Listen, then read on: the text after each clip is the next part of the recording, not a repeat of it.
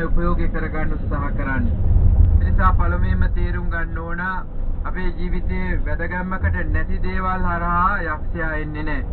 අපේ ජීවිතේට අවශ්‍යමයි කියලා එක එක්කෙනාට හැඟෙන අවස්ථාවේදී තමයි එන්නේ. සමහරක් වෙලාවට කාගේ හරි පිහිටක් වෙන්න පුළුවන්. එහෙම නැත්නම් මුදල් ටිකක් වෙන්න පුළුවන්.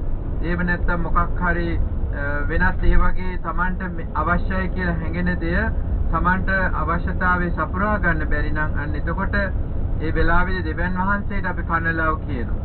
දෙවියන් වහන්සේට කනලව් කියලා අපි එකපාරට නැත්නම් වෙලා යනවනම් ඊට පස්සේ අපේ අසරණකම නිසාම අපි යක්ෂයා වෙතට හැරෙන්න පුළුවන්. ඒතර යක්ෂයා ඒ වෙලාවේ අපිට පරීක්ෂාවක් දාලා බලනවා.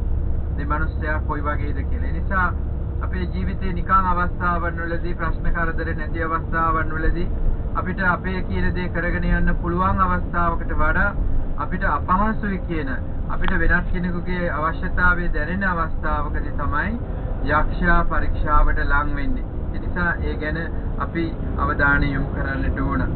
ඊට පස්සේ කාරණාව තමයි මෙතනදී යක්ෂයාත් විශේෂයෙන්ම යේසුව පරීක්ෂා කරන්නේ බයිබලයේම තියෙන කොටස් අරගෙන. මොකද යේසුත් බයිබලයේ යේසුට ඉස්සෙල්ලා පෙර පුරාණ කිව්සුමේ දේවල් හැම දෙයක්ම දැනගෙන හිටියා. සිනගෝගේට ගිය වෙලාවෙ වුණත් උන්වහන්සේ ඉසායස් දිවස් ප්‍රසාදිවරයාගේ පොතෙන් කියවුවා. එතකොට ඒ වගේ බයිබලයේ දැනුමත් සමහරක් වෙලාවට අනිත් පැත්තට යොදා ගන්නට පුළුවන්කම තියෙනවා. යක්ෂයා ඒක තමයි මාන බලන්නේ දැනුම කොයි ආකාරයකටද තමන්ගේ වාසියට හරවා ගන්න යන්නේ කියලා. නමුත් මේ දැනුම හරි විදිහට අවබෝධය තියෙන නිසාම යේසු පෙරලා යක්ෂයාට බයිබලයෙන්ම පහර ගහනවා මේ විදිහට පරීක්ෂා කරන්න එපා කියලා තියෙනවා නේද කියලා.